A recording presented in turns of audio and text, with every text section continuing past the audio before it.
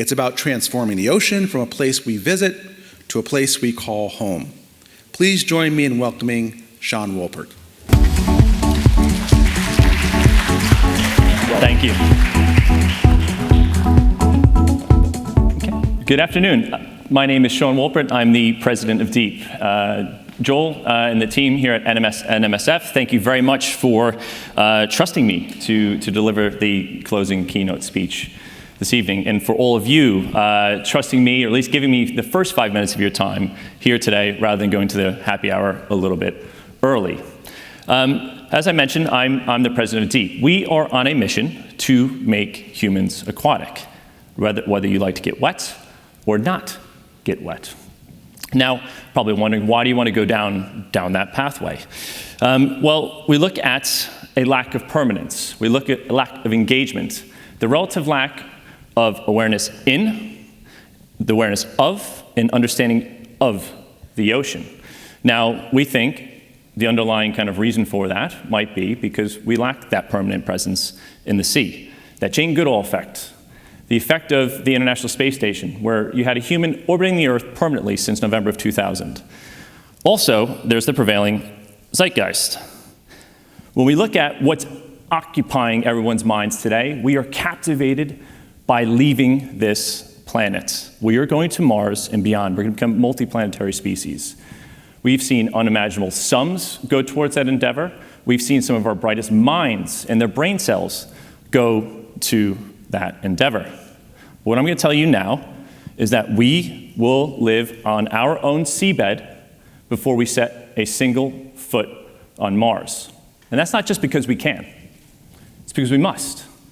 Because the nation or the group of people that do that will define the next century when it comes to science, when it comes to security, and if I can humbly say, I think society and civilization at large.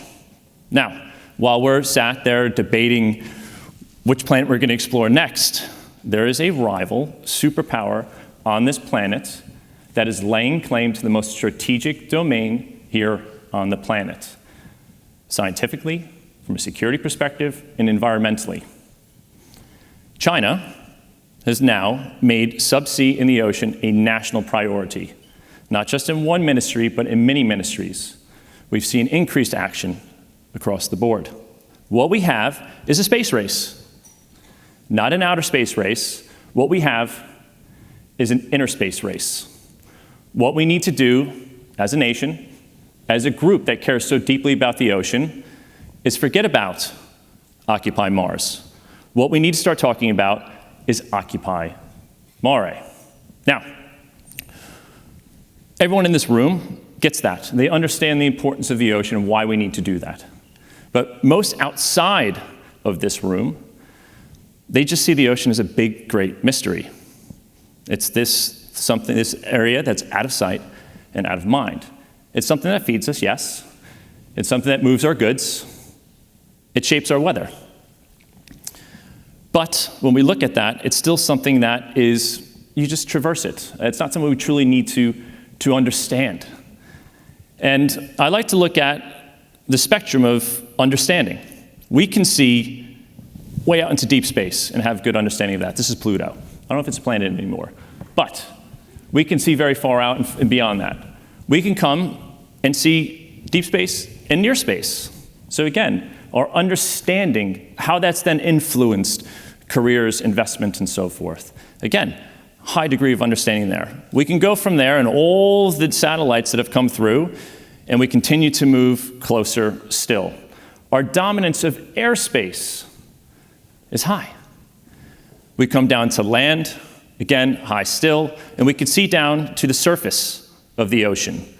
My colleague Dawn Carnegas was on a panel yesterday, and we're learning that even from satellites, we're now able to penetrate visibility below 1 meter of the ocean. So again, innovation continues to push.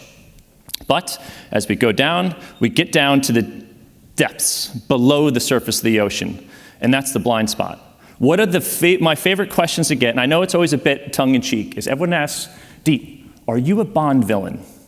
They always wonder, why do we want to go down into that shadow realm? That's where a lot of uncertainty sits. That's where a lot of opportunity sits. for individuals, groups, or nations that want to influence particular outcomes. Now, when we kind of look at this more broadly, it's something where we look at that lack of awareness means we know very little about the ocean. We've seen some numbers that we're going through, in particular in terms of the number of the percentage of the seabed that's been mapped. It's less than 30 if we listen to the congressman. We know it's more than 5, but it's very little. We know that we've only discovered about 20% of the species or organisms that we believe to live in the ocean. Now, if you are a CEO and you are going to speak to your board and you only know 25% of your market, good luck in that meeting. If you are a general and you are in charge of defending a battlefield and you are blind to 80% of that field, good luck going into the Oval Office and having that conversation. The ocean is critical. It is a critical part of all of our ecosystems and things that we take for granted here on Earth. It provides a large majority of the oxygen that we breathe, more than all of the land-based ecosystems combined. It absorbs a majority of our heat. It absorbs more carbon than all the forests on this planet. And again, we sit there and we look at it and we understand, we say, okay, this is a wild domain. This is something that is resistant. It humbles every single diver that goes into it. It humbles every single engineer that tries to put a machine in it. It humbles every single nation that tries to enter it and influence it and control it. At Deep, we are looking to change that. We're looking to enter into the ocean in a very sustainable and symbiotic fashion. Now, while we're sat here, looking at the ocean in this blind spot, we still come back up and think about the stars. So we look at what's going on. ISS, International Space Station, is coming out of orbit by 2030. We've seen the private sector once again come rushing to the rescue, looking to replace that. But very soon, we're going to see humans no longer have that permanent presence orbiting the Earth. We know that China is filling that role. They will have control of that domain. But whilst we're doing that, whilst that hand is up in the air here, we are recognizing that beneath the waves, beneath the surface of the ocean, China is racing to put itself at the center of that debate. They are routinely doing 300-meter saturation dives. We know that they have just simulated a 500-meter dive, expanding their capability set in terms of how individuals are able to go down there and either drive science in the depth, or look at things from a security perspective, or look at things from an environmental perspective as well. They have cable cutters. They've just announced they have a cable cutter that can go down and cut cables 2,000 meters, which means they have cable cutters that could go down and cut wires at 6,000 meters. The importance of these subsea cables cannot be underestimated. There is no cloud. Most of the data transmission that's going through goes through subsea cables. $10 trillion of financial transactions go through subsea cables every day. And again, they are vulnerable. What we're looking to do is drive an influence, drive a counter to that. What we need to do is have a presence. You have deterrence is driven by presence. Presence is driven by infrastructure. Infrastructure is driven by intent.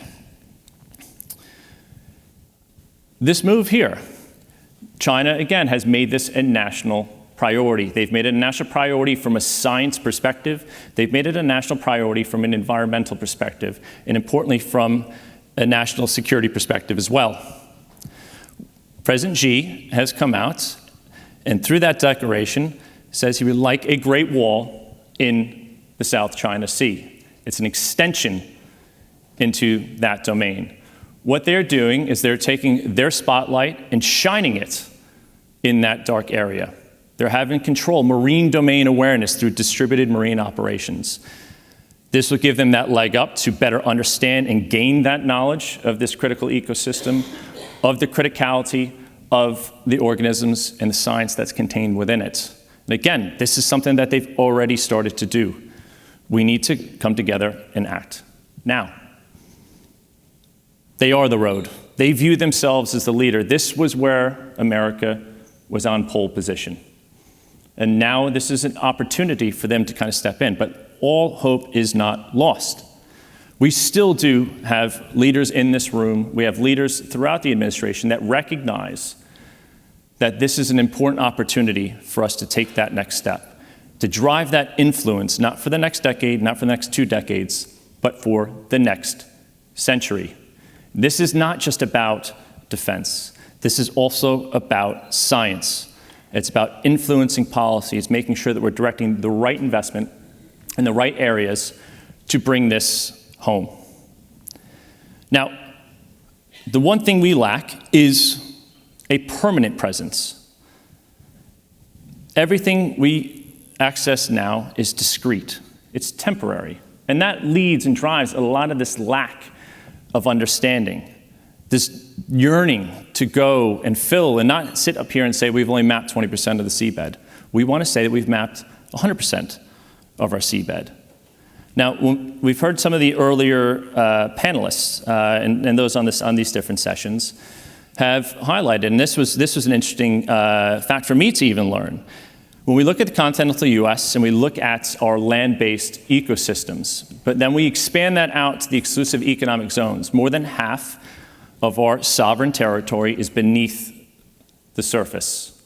Again, highlighting the criticality and the importance for us to go and really capture the understanding of that ecosystem. Now, how we're going to go and drive that, we assume that it's stable. We assume that it's distant, that it can't touch us. There was a time when we assumed that the ocean was too big to fail. We now hear people talking about that it's too big to save. That's wrong. As the great philosopher Jack Reacher told us, assumptions kill. We can't make that assumption. We cannot make that mistake.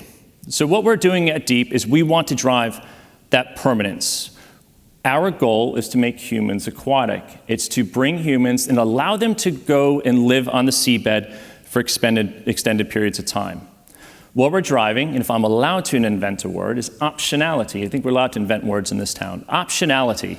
We want to make sure that humans could go down there, and they could be in one atmosphere, so breathing the same air we have here, or be in an ambient type of environment, which gives them fluid access out to go and work in that area. For the scientists out there, what we are doing is we're consolidating the scientific chain into a single subsea campus. No more bounce diving, no more working with clunky ROVs.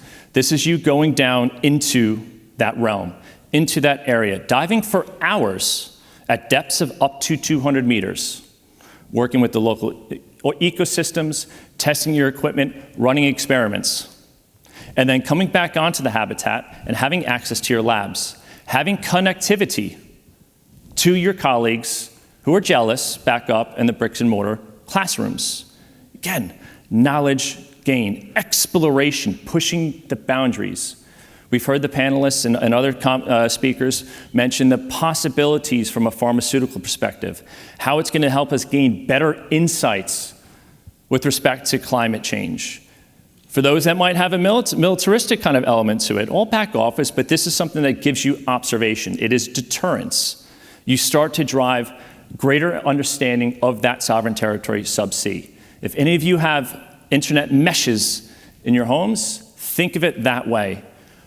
We are creating a mesh there subsea. Now, how do we do that?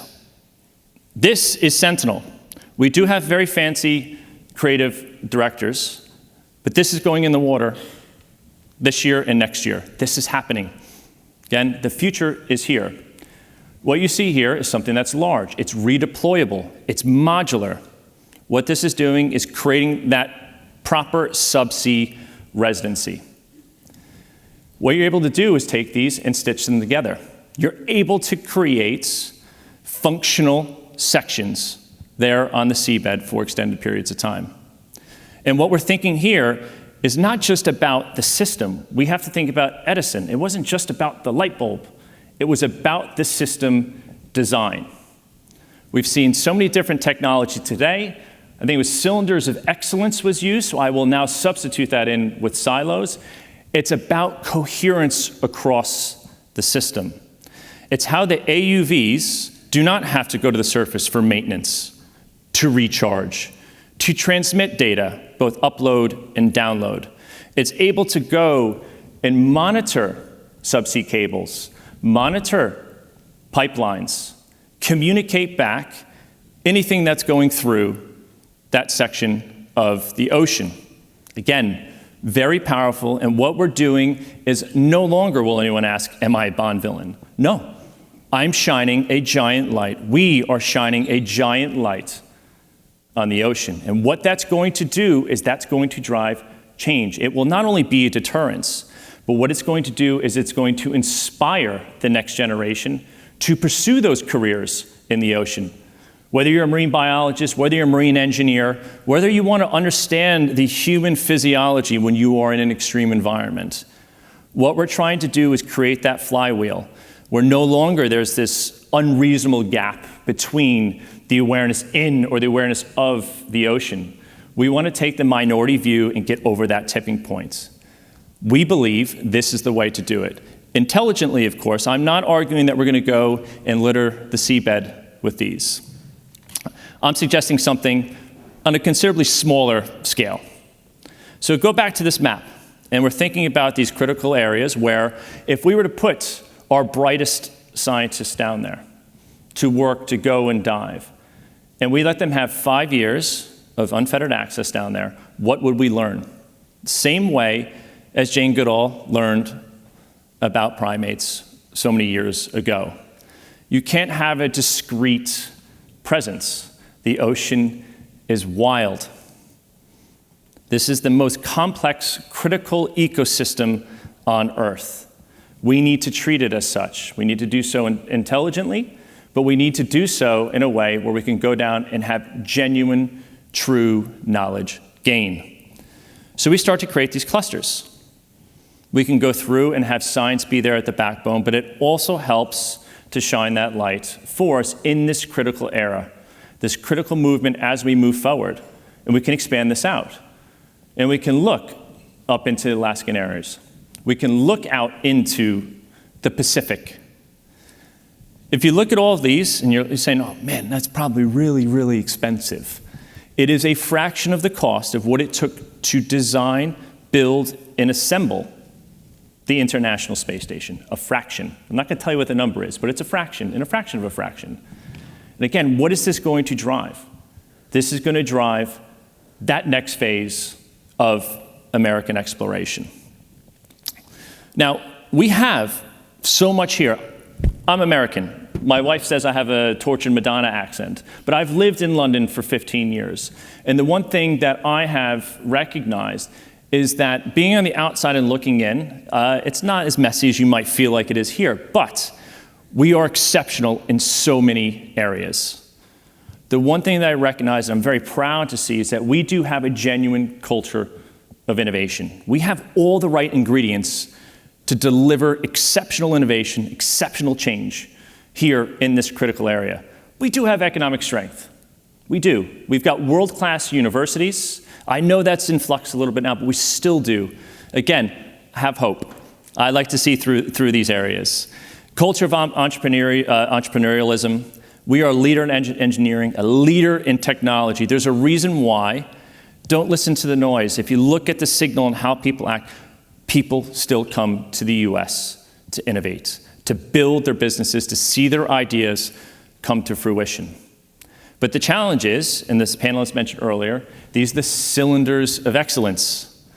We need to drive the coherence across the board. We need to take a step back and think about the incentives of how we drive that coherence across the system design. We see our habitats as but a component in that system design.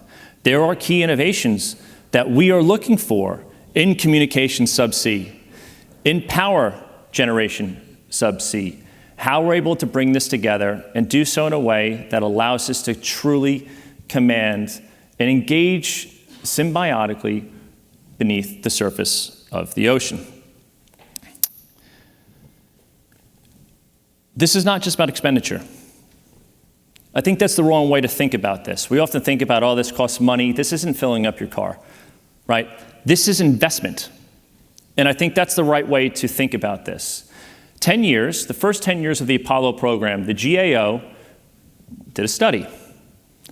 The return on that investment was 15 times, 15x on that initial investment. What that did from technological advancements, what that did for new industries, how that brought more capital to the United States, that's how we need to think about this. If we just start thinking about this as something you put on your credit card, you've already lost. We need to think about this as building a stronger foundation and stronger pillars for the future. What we learn here is not only going to be applicable about how we go and engage with the ocean, and I'm going to argue against myself a little bit here, this is also going to make us better at going to space, about thriving in space. If we do ever want to genuinely become a multiplanetary species, we are going to go through the ocean first before we go and do that. So again, this work, as we continue to push on robotics, in terms of AI, in terms of engineering, subsea operation, this is all an investment. This is going to make us stronger. This is going to build the foundations for us to go in that next era. Now, what we're looking here, at DEEP, we have seen this firsthand. On the, I think in my, top right, this is DEEP Manufacturing Limited. It's our large form additive manufacturing capability sets. We have, those are 3.5 meter tall robots, and we have 6 of them that will work to print, 3D print, those habitats. This is that next generation in manufacturing, and it would not have come to fruition at DEEP, and we are one of the leaders in this, if it were not for our endeavors and our push to go and drive subsea habitation with our Sentinel program. You look at what this is going to do as well in terms of helping to advance our preparedness from a security perspective. It's going to drive greater degrees of research and development. What it means is that this is something that's going to continue to create jobs. It's going to create opportunities for those of you who are young and looking at and exploring careers in the ocean, in extreme environments, whether you want to be a scientist or an engineer. Gotcha. So, here's what we need.